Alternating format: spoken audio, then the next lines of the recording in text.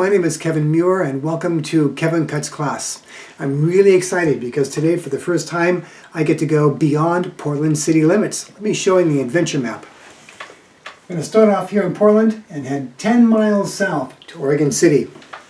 And now it's time for Kevin's quiz question. Who was the Immaculate Impregnator? Pay attention for the answer. It's worth 10 points. See you in Oregon City. Oregon City is defined by geography and history, and it wears its history proudly as the end of the Oregon Trail. Oregon City is where battered and weary immigrants ended up after 2,000 miles to find that a beer now cost 20 cents when it was only a cent back in Independence, Missouri. The end of the Oregon Trail Interpretive Center is a great place to visit and is housed in the massive Conestoga wagons used by the Paul Bunyan Immigrant Party. Oregon City's most famous resident was John McLaughlin, merchant, physician, man about town, speaker of Native American tongues, helper of immigrants, and head cheerleader for Oregon City and the Oregon Territory. He became known as the Father of Oregon, which apparently was an immaculate impregnation, as he likely didn't know Tabitha Moffett Brown, the considerably less famous Mother of Oregon. John McLaughlin's house up on the bluff feels like the cultural heart of town across the street from the City Hall. Oregon City maintains its historical flavor in lots of ways, but where it shines is up on the bluff, where many of its old houses reside along John McLaughlin's. Many of these oldies have a plaque hanging over the porch that states the year of construction and the style of the house. And for Oregon, some of these dates are about as far back as you're going to get. For the most part, the houses are well maintained and postcard perfect. I myself am feeling inspired to put a plaque on my own house. 1996, postmodern triangle sitting atop rectangle, battleship gray.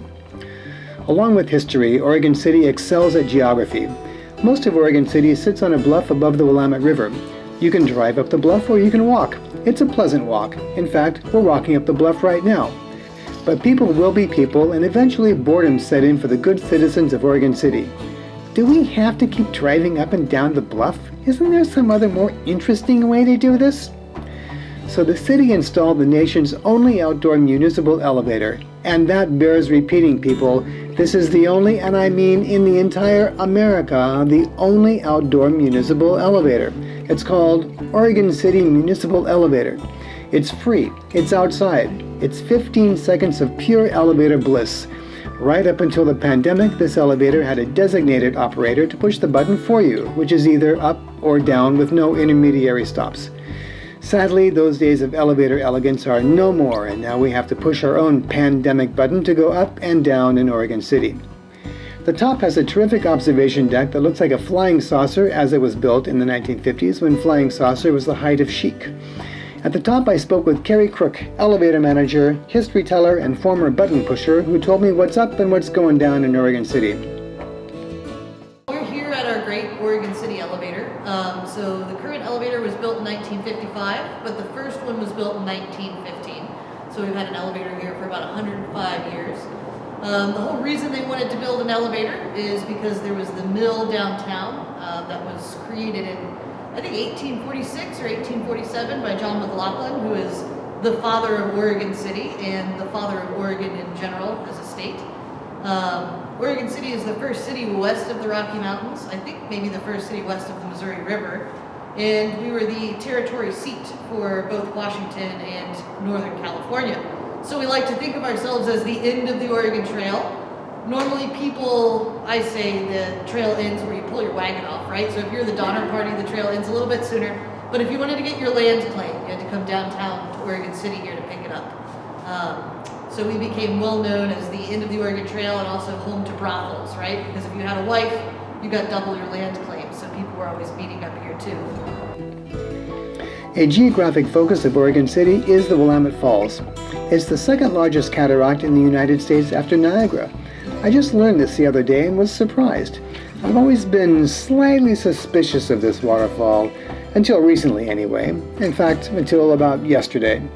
It's hardly even seemed like a real waterfall to me, considering that the rim of the precipice is smooth with concrete and is choked with a massive clot of ramshackle buildings that suggest the worst of human industry. It always seemed to me that humans might have actually created this waterfall for their own nefarious purposes. But of course, it is a real waterfall. The good news is that the huge paper mill on the Oregon City side is out of business, and the site is undergoing massive redevelopment that will return it to public life and allow people to get up close and personal with the waterfall for the first time in 130 years.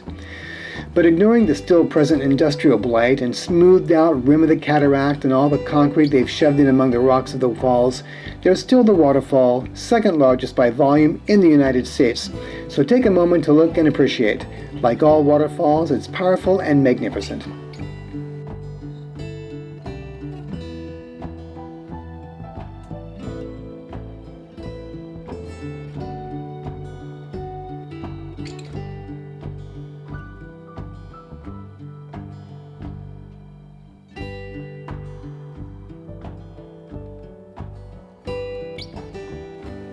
And to finish our adventure in Oregon City, we're going to take a stroll along the McLaughlin Promenade up on the bluff.